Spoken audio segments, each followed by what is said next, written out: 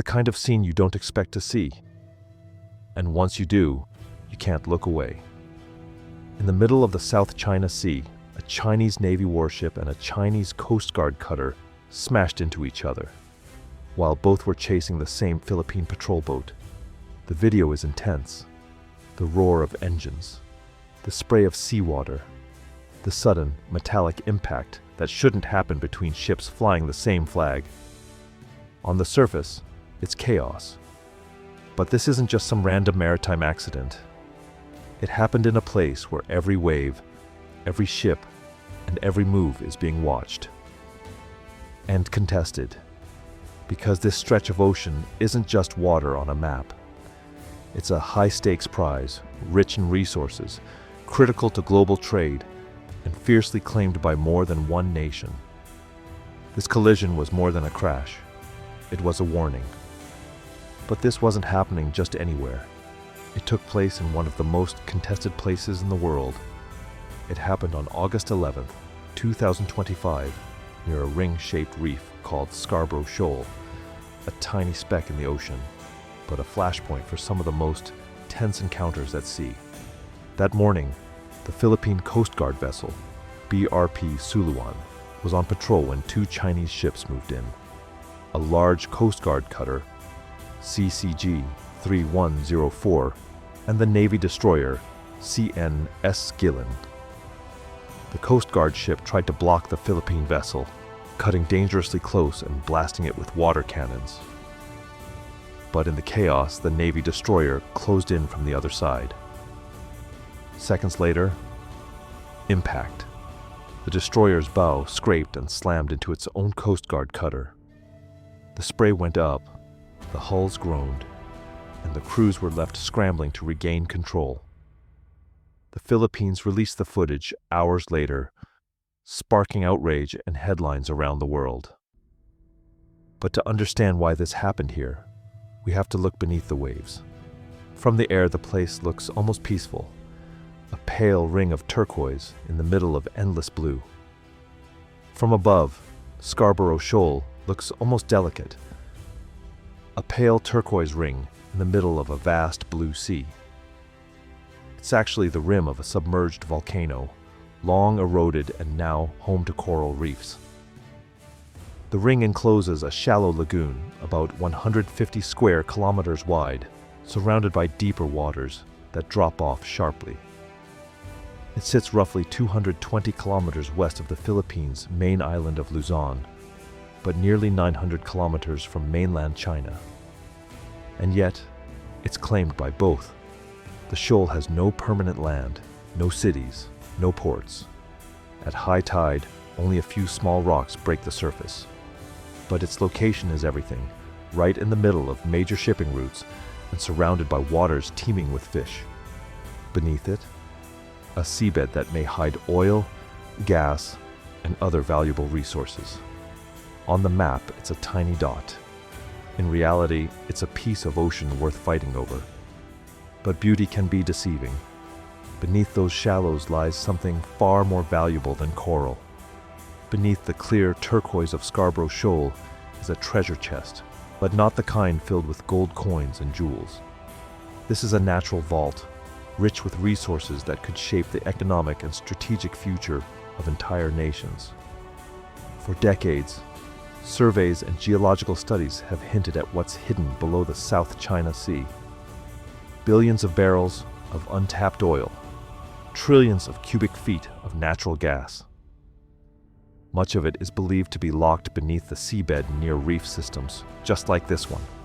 Extracting those reserves could power entire economies for decades. In a world racing to secure energy, whoever controls these deposits doesn't just gain an economic advantage. They gain political leverage.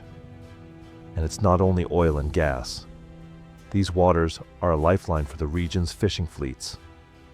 The South China Sea produces an estimated 12% of the world's total fish catch each year. Tuna, grouper, mackerel, species that sustain millions across Asia.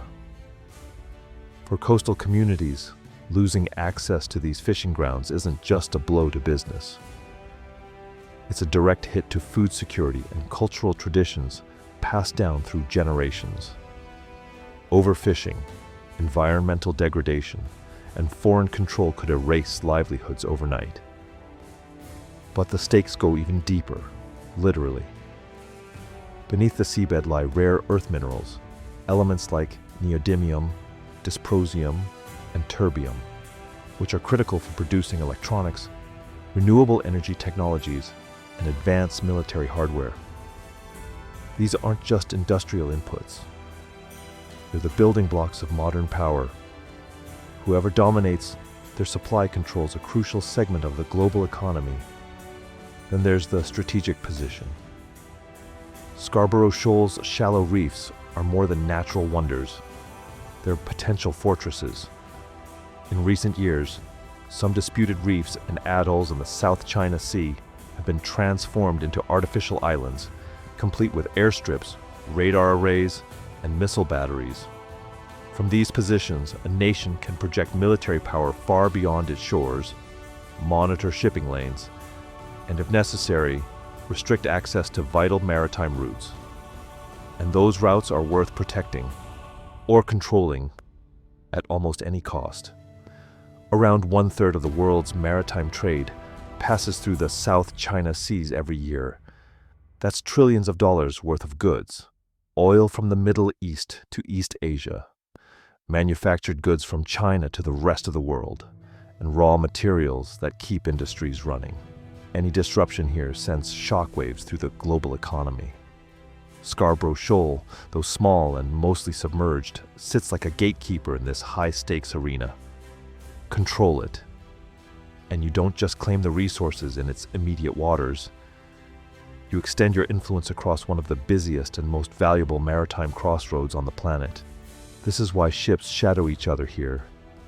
This is why fleets patrol constantly, and why confrontations, sometimes accidental, sometimes deliberate, are almost inevitable. It's not about the rocks that peak above the waves. It's about the immense value of everything beneath, around, and connected to them. This is why ships collide here. This is why nations are willing to risk confrontation over a few jagged fragments of reef. Because under these waves lies a prize too valuable and too strategic to ignore. And here's where nature collides with politics. Quite literally. Scarborough Shoal isn't just a reef.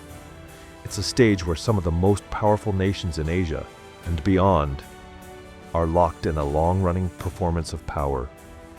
Every wave that breaks over its coral rim is part of a larger story about territory, sovereignty, and control.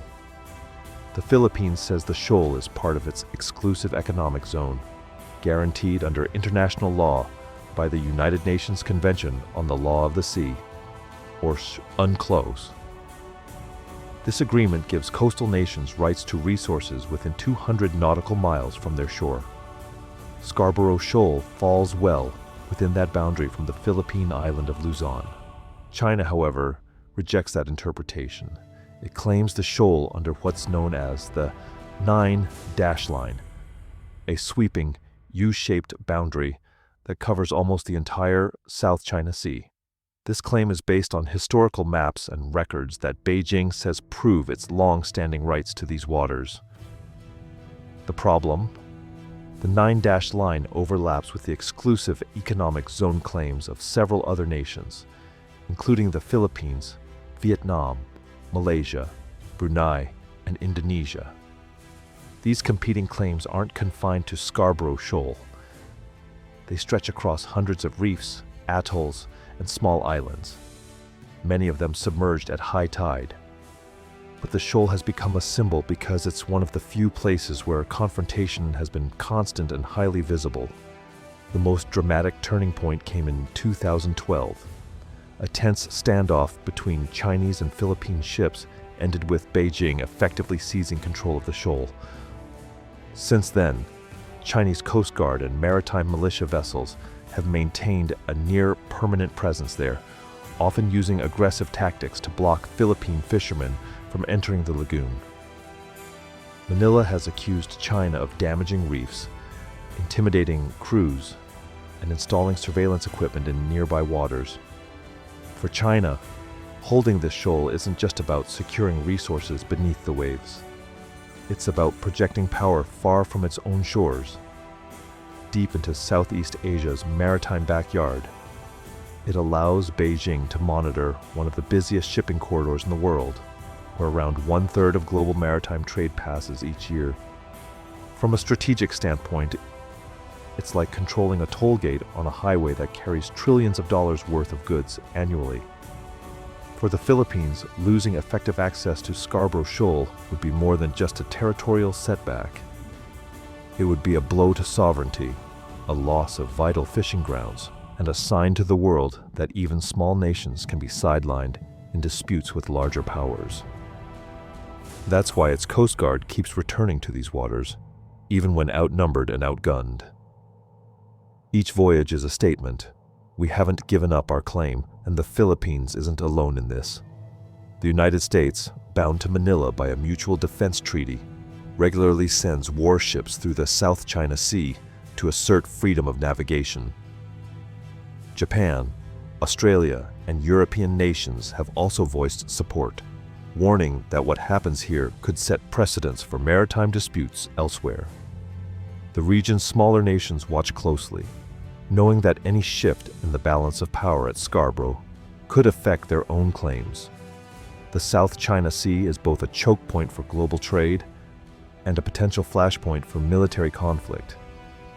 The risk is always there that a single miscalculation, an unexpected maneuver, or an intentional show of force could ignite something much larger. And so, every ship movement here is calculated. Every encounter is a message. And sometimes, as we saw in August 2025, those messages don't just pass each other in the night. They collide. Which brings us back to that crash, and the bigger question it leaves hanging over these waters. On the surface, it was just one crash. 2 ships. A few seconds of chaos in a vast sea. But when you know what's at stake here, the resources, the trade routes, the national pride, and the power plays, it stops looking like an accident.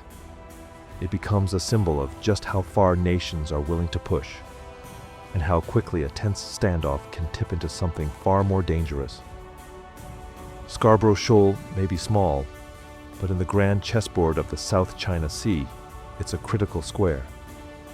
And as the world watches these waters, one question remains. When the next wave of confrontation comes, will it be another collision, or something much worse?